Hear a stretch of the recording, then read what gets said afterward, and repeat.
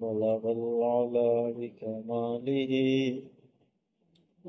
وشرف الدجى بتمامه خلق جميع خصومه صلى عليه وآله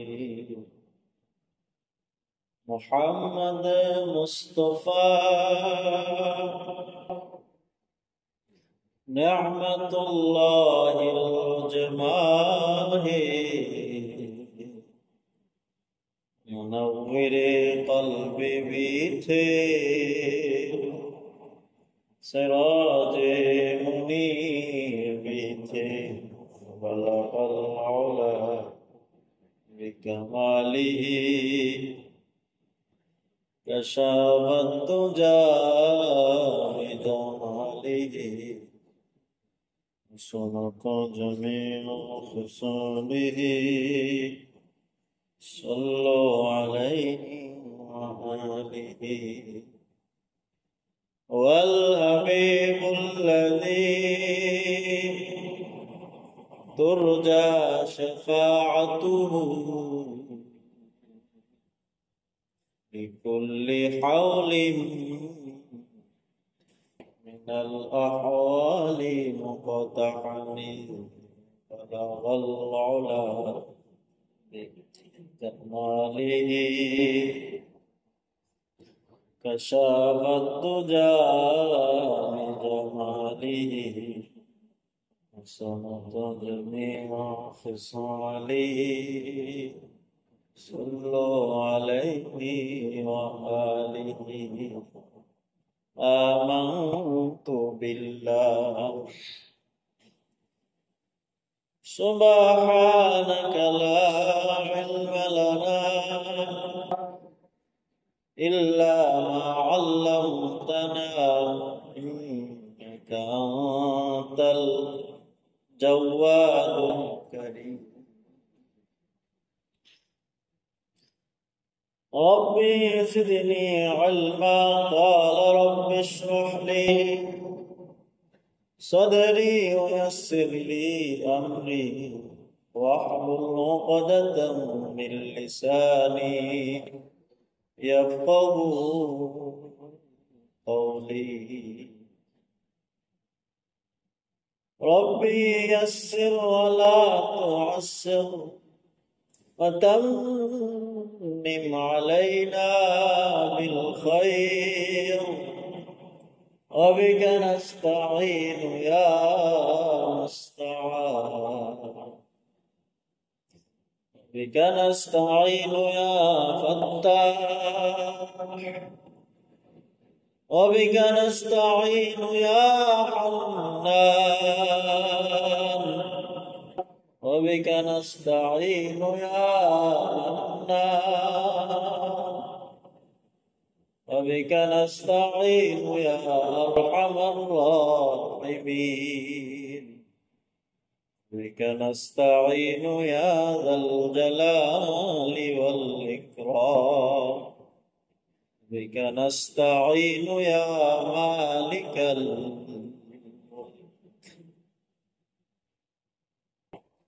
উপস্থিত মুআজ্জাজ সম্মানিত মুসল্লিয়ানে কেরাম, আমরা সর্বপ্রথম সে মহান রব্বে আরশে কারীমের শুকরিয়া আদায় করব যে মহান রব্বে আরশে কারীম আমাদেরকে দীর্ঘ একটি সপ্তাহ পরে আবারও জুমার মসজিদে সপ্তাহের শ্রেষ্ঠতম দিনে গরিবের হজের দিনে জুমার মসজিদে আসার বসা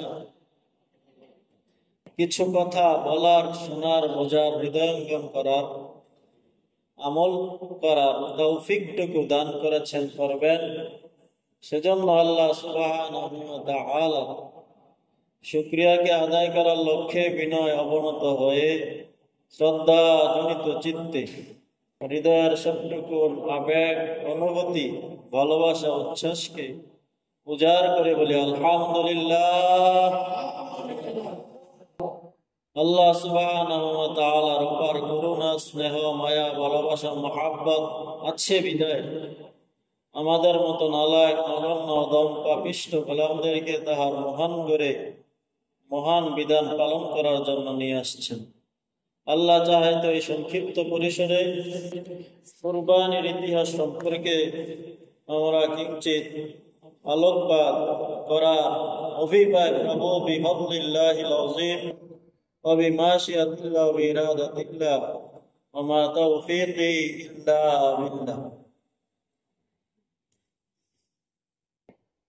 আল্লাহ সুবহানাহু ওয়া তাআলা যখন সাইয়্যিদুনা আদম আলাইহিস সালাম এবং মা হাওয়া আলাইহিস সালামকে দুনিয়াতে পাঠালেন,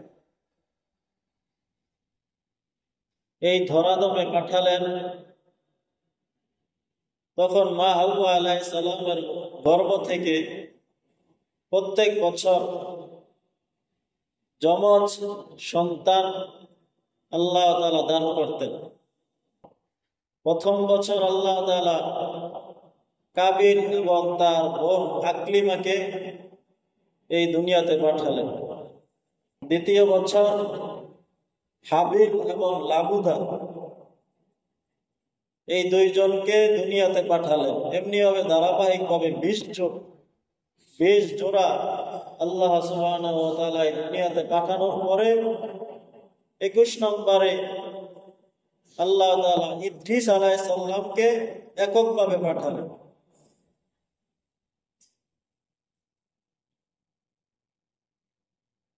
যখন কাবিল এবং তার বোন আকলিমা বড় হলেন, হাবিল এবং তাহার বোন লাবুদা বড় হলেন, তখন কাবিল তাহার পিতার কাছে আবদার করলেন, সাইয়্যিদুনা আদম আলাইহিস সালামের কাছে আবদার করলেন, প্রস্তাব রাখলেন যে আমার বোন আকলিমাকেই আমি বিবাহ করতে চাই। তখন আল্লাহ তাআলা ওই অবস্থার পরিপ্রেক্ষিতে, ওই সময়ের পরিপ্রেক্ষিতে আল্লাহ তাআলা যেই যমজ ভাই বোন হতো তারা ছিল সহোদর ভাই বোন, আপন ভাই বোন, আর দ্বিতীয় বছর যারা হতো তারা সহোদর ভাই বোন হতো না। এই জন্য প্রথম বছরের ভাই দ্বিতীয় বছরের বোনকে বিবাহ করা বৈধ ছিল, জায়েজ ছিল। দ্বিতীয় বছরের বোন প্রথম বছরের ভাইকে বিবাহ করা জায়েজ ছিল, বৈধ ছিল। কিন্তু প্রথম বছরের ভাই বোন সহোদর ভাই বোন ছিল, আপন ভাই বোন ছিল, এই জন্য প্রথম বছরের ভাই বোন একত্রে বিবাহ করা বৈধ ছিল না, জায়েজ ছিল না সাইয়্যিদুনা আদম আলাইহিস সালামের শরীয়তে। কিন্তু সেই নাজায়েজ বিষয়টাকে সাইয়্যিদুনা আদম আলাইহিস সালামের কাছে তাহার পিতা কাবিল আবদার করলেন, প্রস্তাব করলেন, হে আমার আব্বা জান, আমি আমার বোন আকলিমাকেই বিবাহ করতে চাই। সাইয়্যিদুনা আদম আলাইহিস সালাম বললেন, হে আমার সন্তান, এটা জায়েজ নয়, বৈধ নয়। তোমার আপন বোনকে, যমজ বোনকে বিবাহ করতে পারবা না, বরং তুমি বিবাহ করতে চাইলে তোমার বোন দ্বিতীয় বছরের বোন লাবুদাকে বিবাহ করতে হবে। কাবিল বলল, সে তো কুশ্রী, কালো, আমার বোন হচ্ছে সুশ্রী, সুন্দর, সুতরাং আমি আমার বোনকেই বিবাহ করতে চাই, আমি কুশ্রীকে বিবাহ করতে চাই না, কেননা সেই কুশ্রীর ঘরে আবার কুশ্রী সন্তান সন্ততি হবে। সুতরাং আমি আমার বোনকেই বিবাহ করতে চাই। আল্লাহ তাআলার সফিউল্লাহ আদম সফিউল্লাহ বললেন, না, এটা জায়েজ নেই, আল্লাহ তাআলা আমাকে যা বলেছেন তাই করতে হবে। কিন্তু কাবিল পিড়াপিড়ি করতে লাগলেন, সে এক কথা যে সে তার বোনকে বিবাহ করবে। তখন আদম আলাইহিস সালাম বললেন, তাহলে তুমি কুরবানি দাও, তুমি আল্লাহর রাহে কুরবানি দাও। তোমার ভাই হাবিলও কুরবানি দিবে, যার কুরবানি কবুল হবে সেই আকলিমাকে বিবাহ করবে। সুতরাং আদম আলাইহিস সালামের সময় থেকে আল্লাহ তাআলা এই কুরবানিকে ওয়াজিব করেছেন। কুরবানিকে আল্লাহ তাআলার বান্দা বান্দীদের জন্য একটা ইবাদত করে দিয়েছেন। তাহলে কুরবানি সাইয়্যিদুনা আদম আলাইহিস সালামের সময় থেকেই চলে আসছে। ওই সময়ের কুরবানির ধরন, সিস্টেম, নিয়ম, পন্থা পদ্ধতি ছিল ভিন্ন। আর আমাদের যে কুরবানি, আমরা যে কুরবানি প্রত্যেক বছর দেই, সেই কুরবানির পন্থা পদ্ধতি, সুন্নাহ, নিয়ম ভিন্ন। আদম আলাইহিস সালামের ধর্মে যে কুরবানি ছিল, সেই কুরবানি কবুল হওয়ার সিস্টেম সাথে সাথেই বোঝা যেত।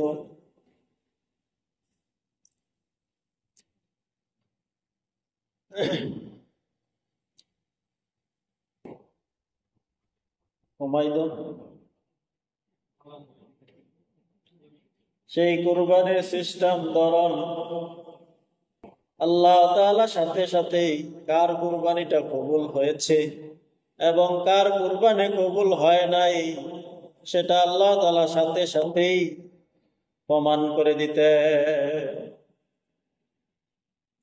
কুরবানি কবুল হওয়ার পদ্ধতি ছিল, পাহাড়ের মধ্যে প্রত্যেকের কুরবানির জন্তু রেখে আসবে। অদৃশ্য থেকে আগুন এসে, গায়েব থেকে আগুন এসে সেই কুরবানি জন্তুটাকে, বস্তুটাকে পুড়িয়ে দিবে। যার বস্তু অদৃশ্য থেকে দোয়া ছাড়া আগুন এসে যার কুরবানির জন্তুকে পুড়িয়ে দিবে, তারটাই কবুল হয়েছে, এটাই হচ্ছে নিয়ম। সুতরাং সাইয়্যিদুনা আদম আলাইহিস সালামের দুই সন্তান হাবিল এবং কাবিল। কাবিল সে শস্য উৎপাদন করত। কাবিল শস্য উৎপাদন করত, গম, যব, এগুলো কাবিল উৎপাদন করত, চাষ করত, চাষাবাদ করত। আর হাবিল পশু পাখি লালন পালন করত। সুতরাং মুসলমান ভাইয়েরা আমার,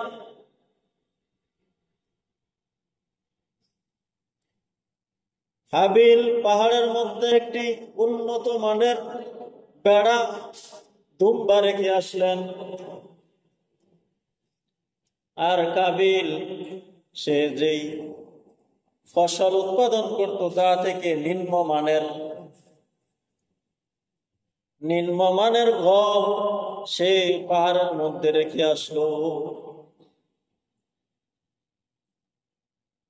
কাবিলের নিয়ত ঠিক ছিল না। কাবিলের নিয়ত ছিল আল্লাহ তাআলা কবুল করুক আর নাই করুক, আমি আমার বোনকেই বিবাহ করব। আর হাবিলের নিয়ত ছিল আল্লাহ সুবহানাহু ওয়া তাআলাকে সন্তুষ্ট করা, যে আল্লাহ তাআলা যা কবুল করবেন আমি তাই মাথা পেতে নেব। সুতরাং মুসলমান ভাইয়েরা আমার, কাবিল তাহার নিম্নমানের গমগুলো পাহাড়ে রেখে আসলেন। আর হাবিল উত্তম একটা দুম্বা বেড়া তিনি পাহাড়ে রেখে আসলেন। নিত্য বছরে আল্লাহ সুবহানাহু ওয়া তাআলার পক্ষ থেকে, অদৃশ্য থেকে দোয়াবিহীন আগুন এসে হাবিলের দুম্বাটাকে পুড়িয়ে দিলেন। আর কাবিলের শস্য দানা যেভাবে ছিল সেভাবেই রয়ে গেল। সুতরাং আল্লাহ তাআলা হাবিলেরটা কবুল করলেন, কাবিলেরটা কবুল করেন নাই। কাবিল এই অবস্থা থেকে হিংসার বশবর্তী হয়ে হিংসায় তাহার অন্তর জ্বলে পুড়ে ছাই হওয়ার উপক্রম হয়ে গেল। সে মনে মনে চিন্তা করে নিল যে আমার কুরবানি কবুল হয় নাই। সুতরাং সে হাবিলের প্রতি গুসা রাগান্বিত হিংসা বশবর্তী হয়ে সে নিয়ত করে নিল যে আমি আমার ভাই হাবিলকে হত্যা করব, আমি আমার ভাই হাবিলকে হত্যা করব। সুতরাং সে তার মনে মনে এই নিয়ত করে সে সময় কাটাতে লাগলো। ওই দিক দিয়ে সাইয়্যিদুনা আদম আলাইহিস সালাম পায়ে হেঁটে হজ করার জন্য বাইতুল্লাহ রওনা হলো।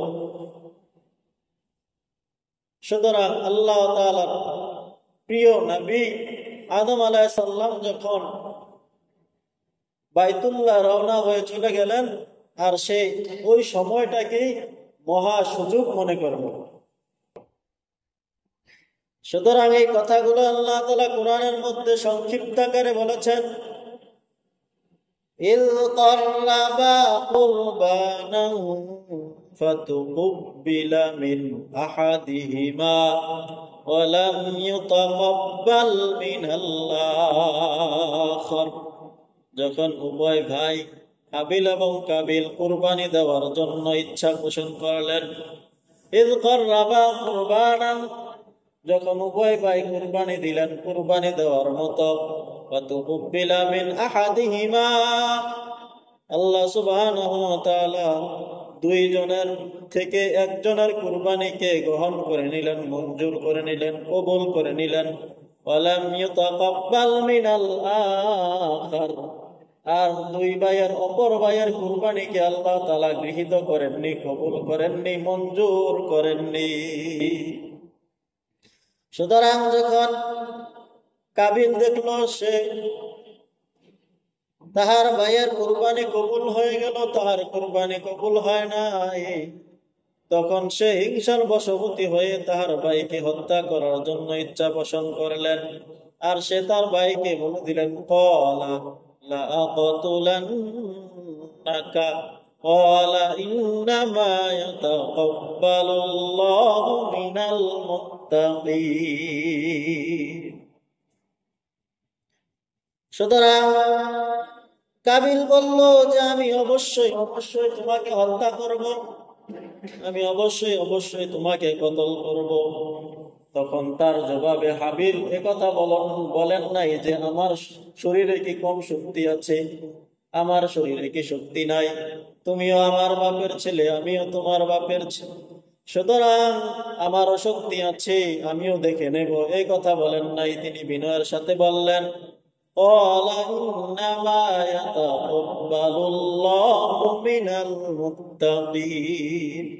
সে একটি নীতিগত কথা বললেন যে আল্লাহ তাআলাকে ভয় করে, যে আল্লাহ তাআলার হুকুম আহকাম গুলো সুচারুরূপে মানে, আল্লাহ তাআলার কথাবার্তা গুলো যেগুলো আল্লাহ তাআলা নির্দেশ দিয়েছেন সেগুলো পুঙ্খানুপুঙ্খানুভাবে অনুসরণ করে, অনুগত্য করে, আর যেগুলো থেকে আল্লাহ তাআলা নিষেধ করেছেন, ইমতিসালুল আওয়ামির, যেগুলো আদেশ করেছেন এগুলো পালন করে, ওয়া ইজতিনাবুন নাওয়াহি, যেগুলো আল্লাহ তাআলা নিষেধ করেছেন সেগুলো থেকে বিরত থাকে, সেই মুত্তাকি। আর মুত্তাকির সব কাজেই আল্লাহ তাআলা গ্রহণ করে নেন। ইন্নামা ইয়াতাকাব্বালুল্লাহু মিনাল মুত্তাকিন, নিশ্চয়ই আল্লাহ তাআলা মুত্তাকিদের থেকেই তাহাদের কাজ কর্মগুলোকে কবুল করে নেন। সুতরাং হাবিল বললেন, ও আমার ভাই, তুমি যদি আল্লাহ তাআলার জন্যই কুরবানি করতে তাহলে আল্লাহ তাআলা কবুল করে নিতেন। তুমি যদি মুত্তাকি হতে, পরহেজগার হতে, খোদাভীরু হতে, আল্লাহওয়ালা হতে, তাহলে আল্লাহ তাআলা তোমারটাও কবুল করতেন। সুতরাং তুমি মুত্তাকি নও, এই জন্য আল্লাহ তাআলা তোমার কুরবানি কবুল করেন নাই। সুতরাং তুমি যদি আমাকে হত্যা করার জন্য তোমার হাতকে সম্প্রসারিত করো, আমি হত্যা করার জন্য তোমাকে আমার হাত সম্প্রসারিত করব না। সুতরাং আল্লাহ তাআলা বলেন, লা ইন বাসাত্তা ইলাইয়া ইয়াদাকা লিতাকতুলানি মা আনা বিবাসিতি ইয়াদিয়া ইলাই ক্বালা লিআকতুলাক। সুতরাং হাবিল বলল, হে আমার ভাই, তুমি যদি আমাকে হত্যা করার জন্য তোমার হাতকে আমার দিকে সম্প্রসারিত করো, লাইন যদি বাসন্তা, তুমি প্রসারিত করো, ইলাইয়া আমার দিকে, ইয়াদাকা তোমার হাতকে, লিতাকতুলানি আমাকে হত্যা করার জন্য, মা আনা বিবাসিতি ইয়াদিয়া ইলাইকা লিআকতুলাক, মানার আমি বিবাসিতি সম্প্রসারিত করবো না, বাড়াবো না, ইয়া দিয়া আমার হাতকে, ইলাইকা তোমার দিকে, লিয়াকতুলাক তোমাকে হত্যা করার জন্য, তোমাকে হত্যা করার জন্য আমি আমার হাতকে সম্প্রসারিত করব না। সুতরাং তুমি যদি আমাকে হত্যা করতে চাও তাহলে তুমি আমাকে হত্যা করতে পারো, কিন্তু এর প্রতিবাদে প্রতিরোধে আমি তোমাকে বাধা দিব না, আমি তোমাকে হত্যাও করব না। সুতরাং যখন সাইয়েদুনা আদম আলাইহিস সালাম বাইতুল্লাহ চলে গেলেন, আর কাবিল এই সময়টাকে প্রথম সময় মনে করলেন, মহা সুযোগ মনে করলেন। সুতরাং এখানে কথা হচ্ছে যে কেউ যদি আক্রমণ করে তাহলে তাহার প্রতিবাদ করা, প্রতিরোধ করা, এটা তো জায়েজ আছে। তাহলে হাবিল প্রতিবাদ করলেন না কেন? প্রতিরক্ষা, নিজেকে বাঁচানোর জন্য প্রতিরক্ষা করলেন না কেন? তাফসীরের মধ্যে এসছে যে হাবিল মনে করলেন যে আমি যদি প্রতিবাদ করতে চাই হয়তো আমার ভাই আমার আঘাতে মরতে পারে, সুতরাং আমি দুনিয়ার মধ্যে সর্বপ্রথম হত্যাকারী হইতে চাই না, আমি এই দুনিয়ার মধ্যে সর্বপ্রথম হত্যাকারী হতে চাই না। আর সে তো আমার ভাই, সুতরাং আমি আমার ভাইকে কোনোভাবেই আমার ভাইকে আঘাত করতে চাই না। এটা তো অন্য কোনো মানুষ নয়, এটা কোনো বিধর্মী নয়, কোনো হিন্দু বৌদ্ধ খ্রিস্টান যোগী চাকমা নয়, এটা অন্য কোনো ধর্মের লোক নয়, পাড়া প্রতিবেশীর লোক নয়, সমাজের লোক নয়, এটা তো আমার আপন ভাই। সুতরাং আমার আপন ভাই যদি আমাকে হত্যা করতেও চায় আমি তাকে হত্যা করব না, এবং তাকে হত্যা করতে বাধাও দিব না। আমি নিজে হত্যা করব না এবং তাকে হত্যা করতে বাধাও দিব না। সুতরাং হাবিল বলল, হে আমার ভাই, তুমি আল্লাহকে ভয় করো। ইন্নী আখাফুল্লাহ রাব্বাল আলামিন। হে আমার ভাই, তুমি বিশ্বের প্রতিপালক আল্লাহ সুবহানাহু ওয়া তাআলাকে ভয় করো। সুতরাং হত্যা করা একটি নিকৃষ্ট জিনিস, হত্যা করা একটা নিকৃষ্ট বস্তু, হত্যা করা একটা নিকৃষ্ট আমল, বদ আমল, নিকৃষ্ট আমল, বত্তর আমল। সুতরাং এর থেকে বাঁচার জন্য একমাত্র আল্লাহকে ভয় করো। বিশ্ব প্রতিপালক আল্লাহ তাআলাকে ভয় করলে এই জঘন্যতম কাজ থেকে তুমি বাঁচতে পারবে।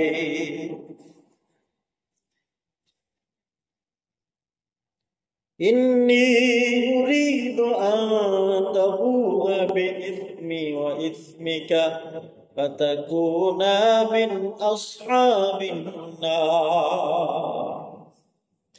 তখন হাবিল বলল, যদি তুমি আমাকে হত্যা করার জন্য আমার দিকে হাত সম্প্রসারিত করো, ইন্নী নিশ্চয়ই আমি উরিদু চাই, নিশ্চয় আমি চাই, আন তাবুআ ফিরুক, রজা, তাবুআ রজা ফিরুক, প্রত্যাবর্তিত হোক, বিইসমি আমার পাপ আমার গুনাহ, ওয়া ইসমিকা এবং তোমার পাপ তোমার গুনাহ, আমার পাপটাও তোমার গাড়ে ফিরুক এবং তোমার পাপটাও তোমার গাড়ে ফিরুক। সুতরাং আমি কোনো পাপী হতে চাই না। ফাতাকুনা মিন আসহাবিন নার। ফলে কাবিল জাহান্নামের অধিবাসী হয়ে গেল। ওয়াযালিকা জাযাউয যালিমিন। আর যারা গুনাহের কাজ করে যারা অন্যকে হত্যা করে কতল করে তাদের পরিণাম হচ্ছে জাহান্নাম। ওয়াযালিকা জাযাউয যালিমিন।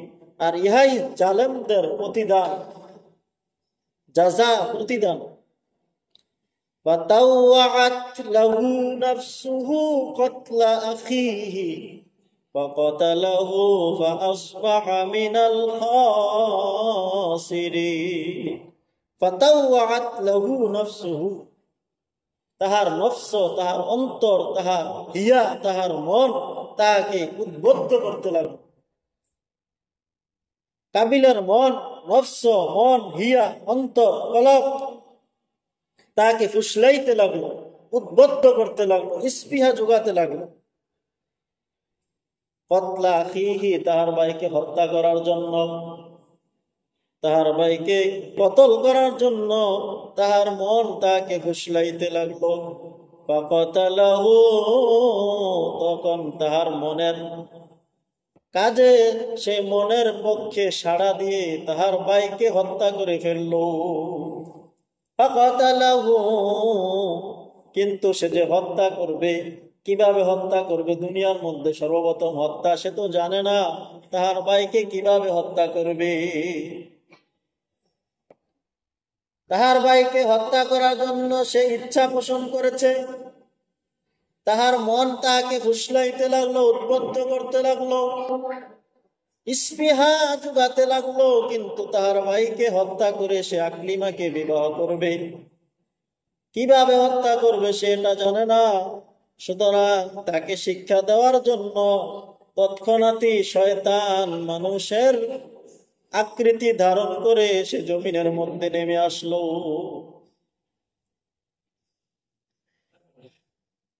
শয়তান মানুষের আকৃতি ধারণ করে সে কাবিলের কাছে চলে আসলো। কাবিলের কাছে এসে দুইটা পশু, সুতরাং সে এরকম ভাবে একটা পশুকে মাথাটাকে একটা পাথরের উপর রাখলেন। শয়তান কাবিলকে দেখাচ্ছে কিভাবে তোমার ভাইকে মারবা, হত্যা করবা। সুতরাং ওই শয়তান দেখালো যে একটা পাথরের মধ্যে ওই পশুটার মাথা রাখলেন, আরেকটা পাথর দিয়ে ওই পশুটার মাথাটাকে থেতলিয়ে দিলেন, চূর্ণ বিচূর্ণ করে দিলেন। চূর্ণ বিচূর্ণ করা সেই পশুটা মারা যায়। এই বিষয়টা দেখে কাবিলের মাথায় বুদ্ধি আসলো, কিরে এভাবেই তো মানুষকে মারতে হয়, সুতরাং আমার ভাইকে এভাবেই মারব। সুতরাং কাবিল তাহার ভাইকে হত্যা করার জন্য ইচ্ছা পোষণ করে যখন কোনোভাবেই কিভাবে হত্যা করবে বুঝতেছিল না, তখন শয়তান হত্যার নিয়ম কানুন, হত্যার সিস্টেম শিখাইয়া দিল। কিভাবে মানুষ মারতে হয় সেটা কাবিলের জানা ছিল না। যেমনি ভাবে আমাদের সিনেমাগুলোর মধ্যে, মুভিগুলোর মধ্যে, ছবিগুলোর মধ্যে দেখানো হয় কিভাবে একজন মানুষকে ঘায়েল করতে হয়, কিভাবে হত্যা করতে হয়, হত্যা করার পরে তাকে আবার কিভাবে কয়শো টুকরা করতে হয়, কিভাবে তাকে গোপন করতে হয়, কিভাবে তাকে নিশ্চিহ্ন করতে হয়, কিভাবে তাকে আড়াল করতে হয়, যেভাবে শিক্ষা দেওয়া হয়, ঠিক তদ্রুপ ভাবে ওই শয়তানের কাজগুলো আমাদের সিনেমাগুলোর মধ্যে দেখানো হয়।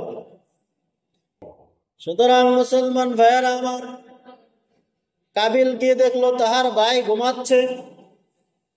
সে একটা পাথর নিল, পাথর নিয়ে তাহার ভাইকে সমানে আঘাত করতে লাগলো, একটার পর একটা আঘাত করে করে তাহার মাথাকে চূর্ণ বিচূর্ণ করে থেতলিয়ে দিয়ে সাইয়েদনা আদম আলাইহিস সালামের দ্বিতীয় ছেলে হাবিলকে শাহাদাত বরণ করালেন।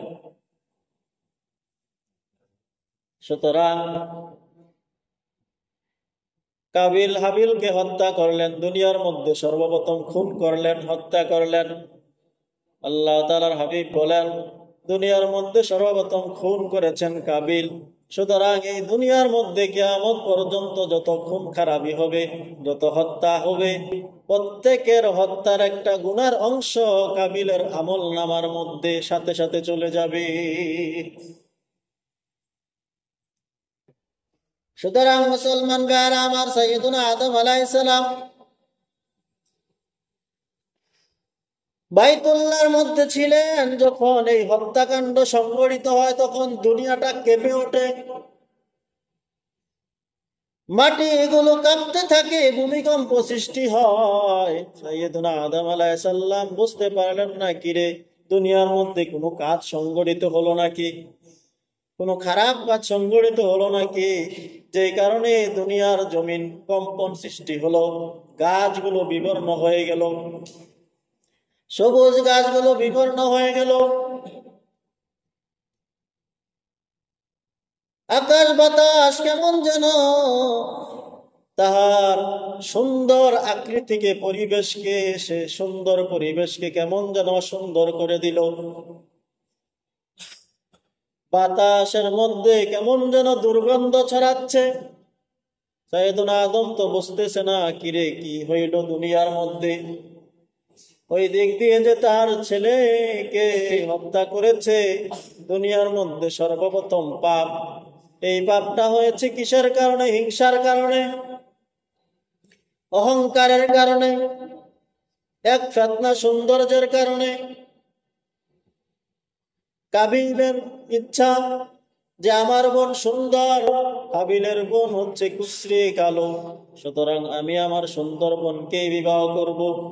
এটা ছিল তাহার একটা ফিতনা, সৌন্দর্যের ফিতনা। 2 নম্বরে সে অহংকার, হিংসা করলো যে আমার এরকম ভাবে সর্বপ্রথম আমি, আল্লাহ তাআলা আমাকে সৃষ্টি করেছেন। কোন কোন বর্ণনা এসেছে যে কাবিল এবং তাহার বোন জান্নাতের মধ্যেই, তাহাদের এরকম ভাবে জান্নাতের মধ্যেই তারা পেটের মধ্যে আসেন। সুতরাং সে এই অহংকার করলো যে আমি হচ্ছে জান্নাতি থেকেই এসেছি, সুতরাং আমার দাম বেশি। এখানে সে তার ভাইয়ের কে কম দামি মনে করলেন, হিংসা পোষণ করলেন। মুসলমান ভাইয়েরা আমার, কাবিল হত্যা করে তার ভাইকে কি করবে বুঝতেছে না।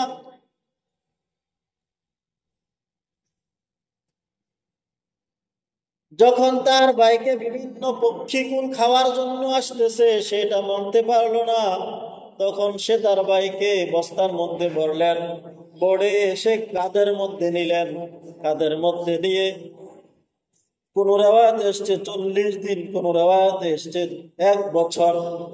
1 বছর পর্যন্ত সে তার ভাইকে কাঁধে নিয়ে ঘুরতে লাগলেন। এটা হচ্ছে দুনিয়ার সর্বপ্রথম তার শাস্তি, নাদাম, পরিতাপ, ক্ষতিগ্রস্ততা, সর্বপ্রথম শাস্তি দুনিয়ার মধ্যে। সে তার ভাইকে নিয়ে 1 বছর পর্যন্ত ঘুরতে লাগলেন, কাঁধে নিয়ে ঘুরতে লাগলেন। সে তার ভাইকে কিভাবে আড়াল করবে, গোপন করবে, তার এই বিষয়টা জানা ছিল না। فقتله فأصبح من الخاسرين। অতঃপর সে তার ভাইকে হত্যা করলো। ফাসবাহা, ফলে সে হয়ে গেল মিনাল খাসিরিন, ক্ষতিগ্রস্তদের অন্তর্ভুক্ত, আয় হালিকিন, ধ্বংসগ্রস্তদের অন্তর্ভুক্ত, জাহান্নামীদের অন্তর্ভুক্ত হয়ে গেল। সুতরাং সে তার ভাইকে কি করবে বুঝতেছে না, কিভাবে তার ভাইকে ডাকবে বুঝতেছে না। তখন আল্লাহ তাআলা তার ভাইকে ডাকার জন্য فبعث الله غرابا يبحث في الأرض ليريه كيف يواري سوءة أخيه। আল্লাহ তাআলা আসমান থেকে 2টা কাক প্রেরণ করলেন, 2টা কাক পাঠালেন। فبعث الله غرابا, আল্লাহ তাআলা পাঠালেন 2টা কাক, يبحث في الأرض। সুতরাং একটা কাক আরেকটা কাককে হত্যা করলেন। কাক হত্যা করে সে জমিনকে তাহার চঞ্চু দ্বারা, মুখ দ্বারা এরকম ভাবে সে জমিন খুঁড়তে লাগলেন। ইয়াবাসু ফিল আরদি, জমিন খুঁড়তে লাগলেন। লিউরিয়াহু, যেন সে তাকে দেখায়, যেন কাক তাকে দেখায়, যেন কাক তাকে শিক্ষা দেয়। কাইফা ইউয়ারি সাওয়াতা আখি, কিভাবে মৃত ভাইয়ের মরা লাশ দাফন করতে হয়। কাইফা ইউয়ারি সাওয়াতা আখি, কেমনি ভাবে সব দেহ, মৃতদেহ মাটির মধ্যে আড়াল করতে হয়। যখন সে দেখতে পাইল যে একটা কাক আর একটা কাককে হত্যা করে মাটি করতে লাগলো, মাটি করে ওই মাটির মধ্যে ওই কাকটাকে দিল। দেওয়ার পরে আবার মাটি দ্বারা পায়ের আঙ্গুলে দ্বারা আসলে আসর কেটে কেটে ওই মাটি দিয়ে কাকটাকে ঢেকে দিল। যখন সে কাকের এই অবস্থা দেখতে পাইল, তখন সে আফসোস করতে লাগলো, নিজেকে ধিক্কার দিতে লাগলো, আক্ষেপ করতে লাগলো, নিজে লজ্জিত হলো।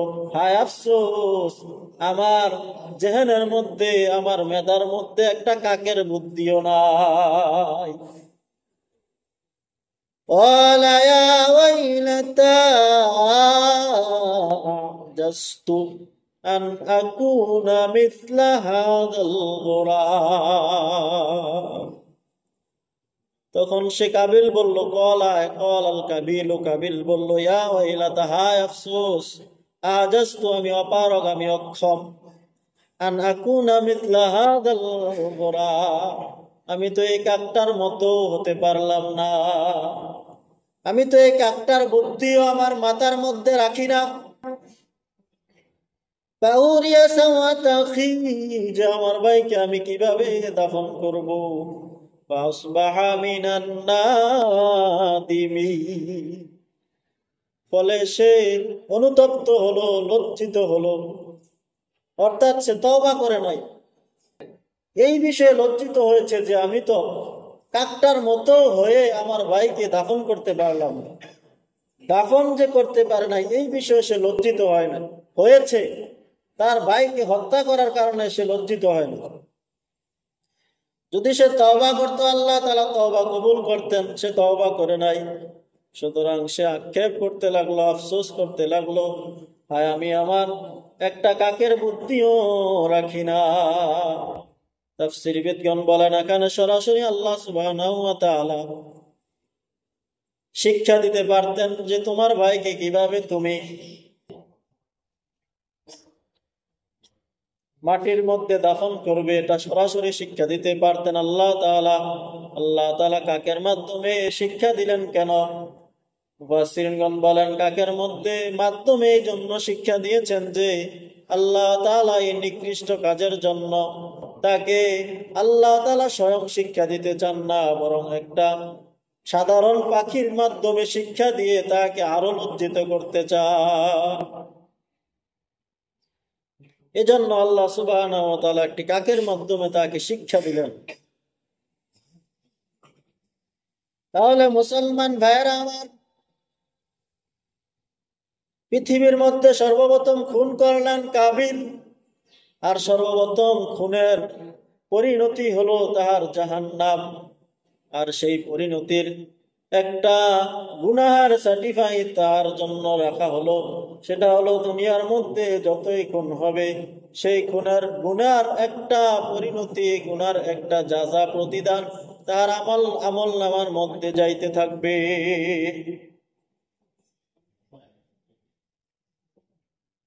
আর সর্বপ্রথম যখন আদম আলাইহিস সালামের ছেলে কাবিল হাবিলকে হত্যা করলেন, সেই কাবিল হাবিলকে আগুনে পোড়ান নাই।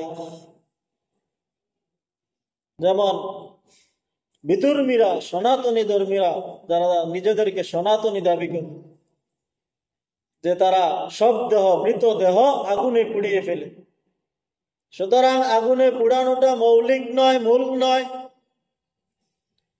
দুনিয়ার মধ্যে সর্বপ্রথম হাবিলকে আল্লাহ তাআলা কাবিলের মাধ্যমে মাটির ভিতরে ঢুকানোর সিস্টেম কাকের মাধ্যমে শিক্ষা দিলেন।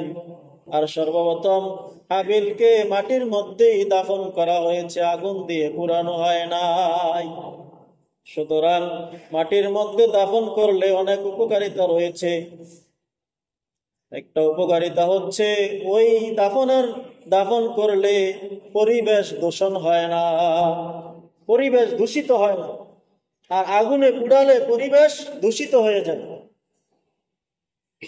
আগুনে পুড়ানোর দ্বারা আরো ক্ষতি হচ্ছে, যখন আগুনে পুড়ানোর জন্য লাকড়ি বাও করা হয় আর তাহার উপরে শরীরের মধ্যে একটা কাপড় থাকে, যখন আগুন লাগানো হয়, আগুন লাগানোর কারণে প্রথমেই লাকড়িগুলো পুড়ে না, প্রথমেই তাহার কাপড়টা পুড়ে যায়। আগুনের মাধ্যমে প্রথমে তাহার কাপড় পুড়ে যায়, আর কাপড় পুড়ে গেলে সে উলঙ্গ হয়ে যায়, সে দুনিয়ার মধ্যে লজ্জিত হয়ে যায়। সুতরাং আগুনের কাপড় হচ্ছে ওই পুরানোর জন্য সবচেয়ে নরম। সুতরাং এই জন্য সর্বপ্রথম তাহার কাপড়টা পুড়লে সে সম্পূর্ণ উলঙ্গ হয়ে যায়। আশেপাশে যত মানুষ আছে সকলেই দেখতে থাকে, আর সে দুনিয়ার মধ্যে লজ্জিত হয়ে যায়। এই লজ্জিতর দ্বারা বোঝা যায় যে তুমি দুনিয়ার মধ্যেই লজ্জিত হয়ে গেলে, আখিরাতের প্রথম ধাপ হলো কবর। কবর না দিয়ে তোমাকে আগুনে পুড়ানো হলো, সে আগুনে পুড়িয়ে তোমাকে লজ্জিত করা হলো, শাস্তি দেওয়া হলো। এই শাস্তি দুনিয়া থেকে তোমার শুরু হয়ে গেল। সুতরাং মাটি দেওয়াটা কি মূল, মাটি দেওয়াটা হচ্ছে আসল। পুরানোটা হচ্ছে পরিবেশ দূষিত হয়, এরকম ভাবে ব্যক্তিটা লজ্জিত হয়, ব্যক্তিটার কাপড় পুড়ে যায়। সুতরাং যখন সৈয়দুনা আদম আলাইহিসসালাম হজ করে আসলেন, সৈয়দুনা আদম আলাইহিসসালাম একবার না দুইবার নয়, ভারতবর্ষ থেকে 40 বার তিনি পদদলে পায়ে হেঁটে 40 বার হজ করেছেন। আদম আলাইহিসসালাম এসে তার ছেলেকে কাবিলকে জিজ্ঞাসা করেন, আমার ছেলে হাবিল কোথায়? সে বলল, আমি তো দেখি নাই, আমি জানি না হাবিল কোথায়। যে কেন তুমি জানবা না? তাকে বারবার জিজ্ঞাসা করা হলেও সে এরকম ভাবে স্বীকার করে না। তখন আদম আলাইহিস সালাম বুঝতে পারলেন যে সেই খুন করেছে। সুতরাং তাকে আদম আলাইহিস সালাম বললেন, যাও, তুমি বিতাড়িত হয়ে যাও, তুমি ক্ষতিগ্রস্ত হয়েছ, তুমি আমার কাছ থেকে চলে যাও, তোমার বোনকে নিয়ে তুমি চলে যাও। তখন কাবিল তাহার আপন বোন আকলিমাকে নিয়ে অনেক দূরে চলে গেলেন। সেখানে গিয়ে এরকম ভাবে সে জীবন যাপন করতে লাগলেন। একদিন এসে শয়তান তাহাকে পরচিত করতে লাগলো, ধোঁকা দিতে লাগলো, বুঝাতে লাগলো, দেখো তোমার ভাই আগুনের পূজা করতেন, আগুনকে পছন্দ করতেন, এই জন্য তোমার ভাইয়ের কুরবানি কবুল হয়েছে, গৃহীত হয়েছে। সুতরাং তুমি এখন থেকে এই আগুনের কুণ্ডলী ধরাও এবং আগুনের পূজা করতে থাকো। তুমি যদি আগুনের পূজা করতে, সেই দিনে তোমার কুরবানি কবুল হতো। সুতরাং শয়তান তাকে বুদ্ধি দিল, সেই সর্বপ্রথম এই দুনিয়ার মধ্যে আগুনের কুণ্ডলী জ্বালালেন এবং আগুনের পূজা করতে লাগলেন। আর কাবিলের সন্তানরাই দুনিয়ার মধ্যে যত বাজনা এরকম আছে, সব বাজনা, গান বাজনা, তাম্বুরা যত আছে, বেহায়া, তবলা, সিতারা যা আছে, সব তারাই আবিষ্কার করেন। সেখান থেকেই তারা এই নগ্নতা, উগ্নতা, বেহায়াপনা, বেলাল্লাপনা, এই অশ্লীলতা, এই গানের আসর শুরু হয় এই কাবিলের সন্তানদের থেকে। সুতরাং কাবিলের থেকেই সব গুনার অবতারণা। 1 নম্বরে খুনের, হিংসার কারণে সে তার ভাইকে খুন করে। 2 নম্বরে সে আগুনের পূজা সে শুরু করে। 3 নম্বরে তাহার সন্তানেরা এই দুনিয়ার মধ্যে বেহায়া, বেহালা, সিতারা, তাম্বুরা, ডোল, তবলার তৈরি করে এবং তারাই এই গান বাদ্যের উদ্ভাবক হিসেবে পরিগণিত হয়। সুতরাং মুসলমান ভাইরা আমার, দুনিয়ার মধ্যে সবচেয়ে নিকৃষ্ট একটা কাজ হচ্ছে মানুষকে হত্যা করা। আল্লাহ তাআলার পরে আয়াতে বলেন, মিন আজলি যালিক, এই কারণে আমি এই বিধান দিলাম, কাতাবনা আলা বনি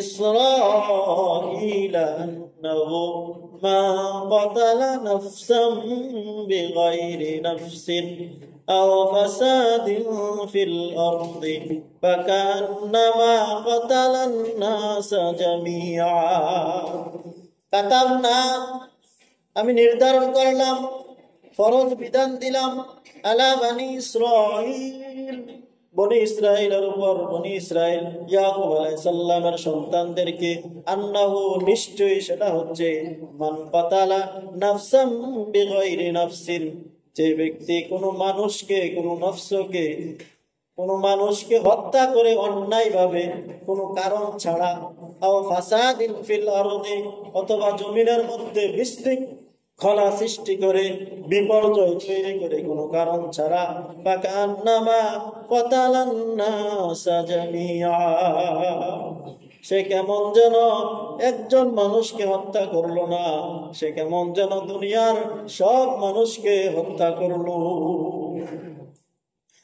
ومن أحياها فكأنما أحيا الناس جميعا, আর যে ব্যক্তি দুনিয়ার মধ্যে কোনো মানুষকে কৌশল করে বাঁচিয়ে দিল, কোনো মানুষকে কৌশল করে বাঁচিয়ে দিল, তার জীবনকে রক্ষা করলো, সে কেমন যেন দুনিয়ার সব মানুষকে রক্ষা করলো।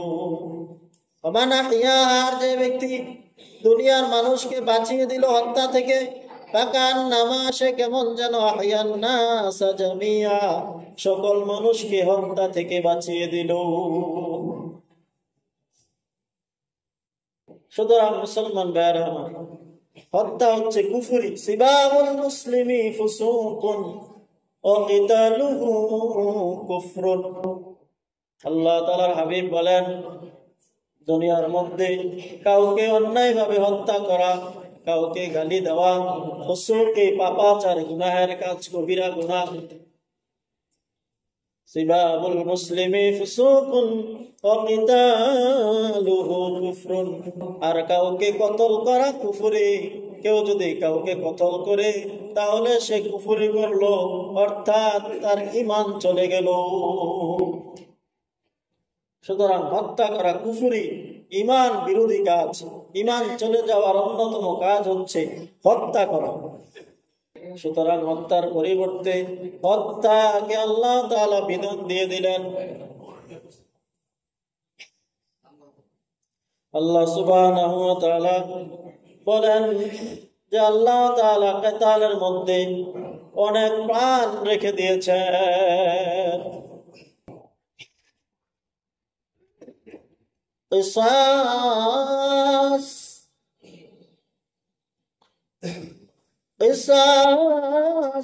যে ব্যক্তি আল্লাহর এই দুনিয়ার মধ্যে কিসাস, হত্যার পরিবর্তে হত্যার বিধানকে বাস্তবায়ন করার জন্য চেষ্টা করলো, সে কেমন যেন দুনিয়ার সকল মানুষের প্রাণকে রক্ষা করলো। কিসাসের মধ্যে রয়েছে অনেক প্রাণ।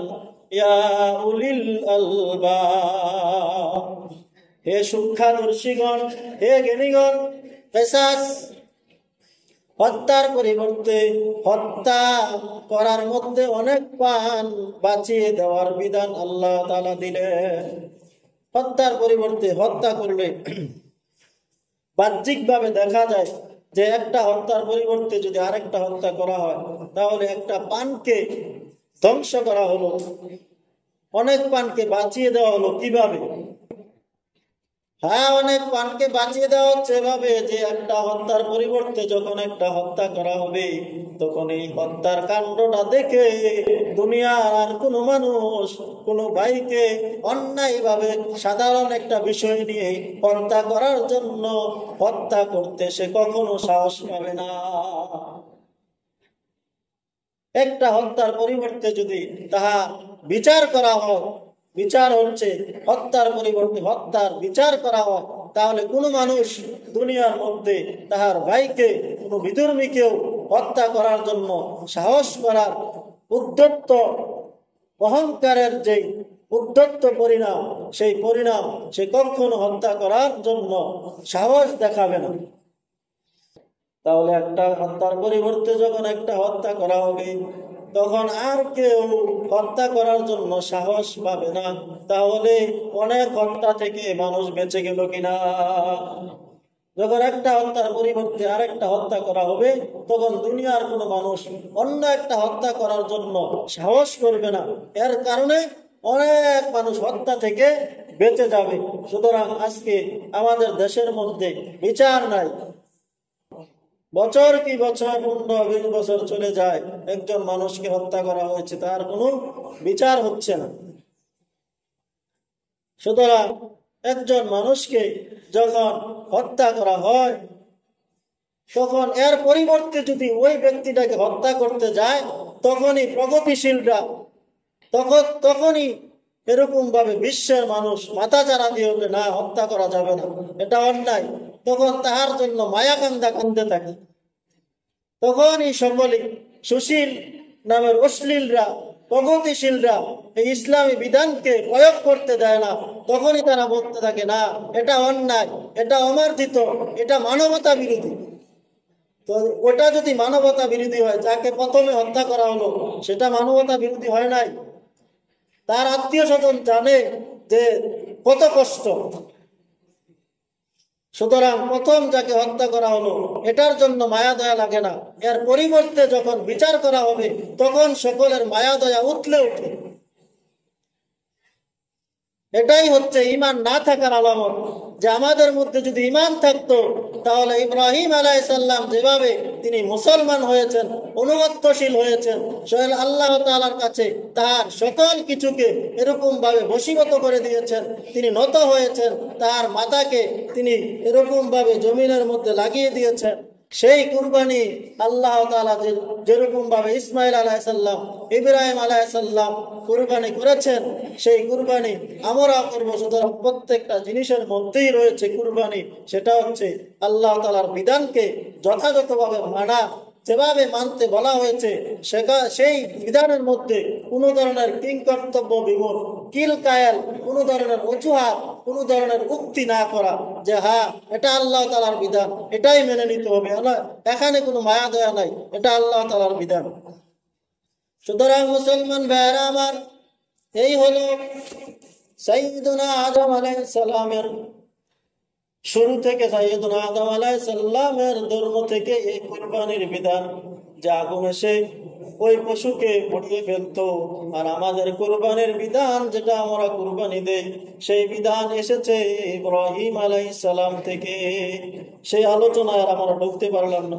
আল্লাহ তাআলা আমাদের সকলকে আল্লাহ তাআলার সকল বিধান বিনা দ্বিধায়, বিনা বাক্যে মেনে নেওয়ার তৌফিক দান করুন। সকলে বলে আমিন। মুসলমান ভাইরা আমার, আল্লাহ সুবহানাহু ওয়া তাআলার আল্লাহ তাআলার ঘরের দ্বিতীয় তলার কাজ ইনশাআল্লাহ শুরু হয়ে গেছে। সুতরাং কে আছেন আল্লাহ তাআলার ঘরে সদকায়ে জারিয়া হিসাবে আজকের এই জুমায় সর্বপ্রথম সর্বাগ্যে আল্লাহ তাআলার ঘরে 500 টাকা, 1000 টাকা বিভিন্ন বিপদ মুসিবত থেকে উদ্ধারের জন্য, আল্লাহ তাআলার কাছে মুক্তির জন্য, বিভিন্ন বালা মুসিবত থেকে মুক্তির জন্য নিয়তে আল্লাহ তাআলার ঘরে আজকের জুমায়কে দিবেন 500 টাকা, 1000 টাকা, যার যার শব্দ অনুযায়ী। সর্বপ্রথম কে আছেন মুসলমান ভাইয়েরা আমার, যুবক ভাইয়েরা? আলহামদুলিল্লাহ, মাশাআল্লাহ, মারহাবা। আল্লাহ তোমার এক বান্দা রবিউল্লাহ, আল্লাহ তোমার ঘরে 500 টাকা দান করলেন। আল্লাহ তুমি তার দানকে কবুল আর মঞ্জুর করে নাও। এই দানের খবর শোনার মদিনায় পৌঁছিয়ে দাও। আল্লাহ তাআলা তোমার বান্দাকে আল্লাহ বাইতুল্লাহর হজ করার তৌফিক দাও। সকলে বলে আমিন। কে আছেন তারপরে মুসলমান ভাইয়েরা আমার, আল্লাহ তাআলার ঘরে দান করবেন?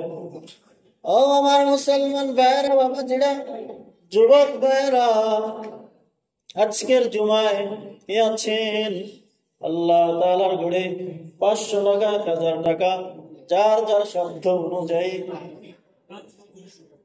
মাশাআল্লাহ, মারহাবা। আল্লাহ তোমার এক বান্দা নাম প্রকাশ অনিচ্ছুক হয়ে 200 টাকা দান করলেন।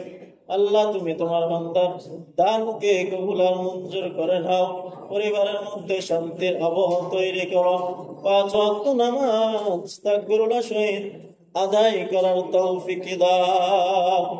তারপরে আমার ভাইয়েরা কে আছেন, ও আমার ভাইয়েরা, মনটাকে একটু নরম করে আল্লাহ তাআলাকে সন্তুষ্ট করার লক্ষ্যে উদ্দেশ্যে আজকের জুমায় কে আছেন? ও আমার মুসলমান ভাইয়েরা, 500। আলহামদুলিল্লাহ, মাশাআল্লাহ। আমার হাম্মদ ভাই, আল্লাহ তোমার ঘরে 1000 টাকা দান করার নিয়ত করলেন। আল্লাহ তুমি তোমার বান্দার এই দানকে কবুল আর মঞ্জুর করে নাও। ব্যবসা বাণিজ্যের মধ্যে বরকত দান করো। পরিবারের মধ্যে শান্তির আবহাওয়া তৈরি করো। আল্লাহ উমরা করে আসছে বাইতুল্লাহর হজ করার, আল্লাহ তুমি তাকে তৌফিক দান করো। সকলে বলে আমিন।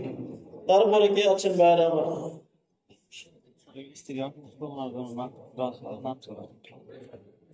আলহামদুলিল্লাহ, মাশাআল্লাহ। আল্লাহ তার পরিবার অর্ধাঙ্গিনী স্ত্রী অসুস্থ, স্ত্রীর জন্য সুস্থতার দোয়া চেয়ে তোমার ঘরে 500 টাকা নগদ দান করলেন।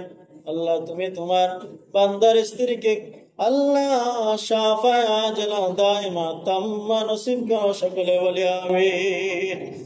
তারপরে আল্লাহর কোন বান্দা আছেন সংক্ষিপ্ত সময়ে? আর কে আছেন আজকের জুমায়? ভাই, কার কোন দিন বিপদ এসে যায়, কার কোন দিক দিয়ে টাকা চলে যায় কেউ বলতে পারে না। as-সাদকাতু তারাদ্দুল বালা, এই দান সদকার মাধ্যমে আল্লাহ তাআলা মহা বিপদ দূর করে দেন। সেই বিপদ দূর করার উদ্দেশ্যে আজকের এই জুমায় সর্বশেষ কে আছেন যে 500 1000 টাকা দান করবেন? কে আছেন ভাইয়েরা? আমার যুবক ভাইয়েরা, আল্লাহ তাআলার ঘরে অনেক টাকা খরচ হয়ে যায়। এই মাসে প্রায় 10,000 টাকার উপরে বিদ্যুৎ বিল এসেছে। সুতরাং কে আছেন আল্লাহ তাআলার ঘরে আজকের জুমায় শেষবারে 500 1000 টাকা যার যার সাধ্য অনুযায়ী দান করবে? কে আছেন ভাই? মনটাকে একটু নরম করি। আলহামদুলিল্লাহ, আল্লাহ সুবহানাহু ওয়া তাআলা আমাদের সকলের দানগুলো এবং আমরা যে আলোচনা করলাম সে আলোচনার বাবার তো বুঝে আমল করার তৌফিকটুকু দান করুন। সকলে বলে আমিন। ওয়া আলাইনা ইল্লাল বালাগ। যারা পরে আসছি তারা রাকাত কবলা জমা করেন।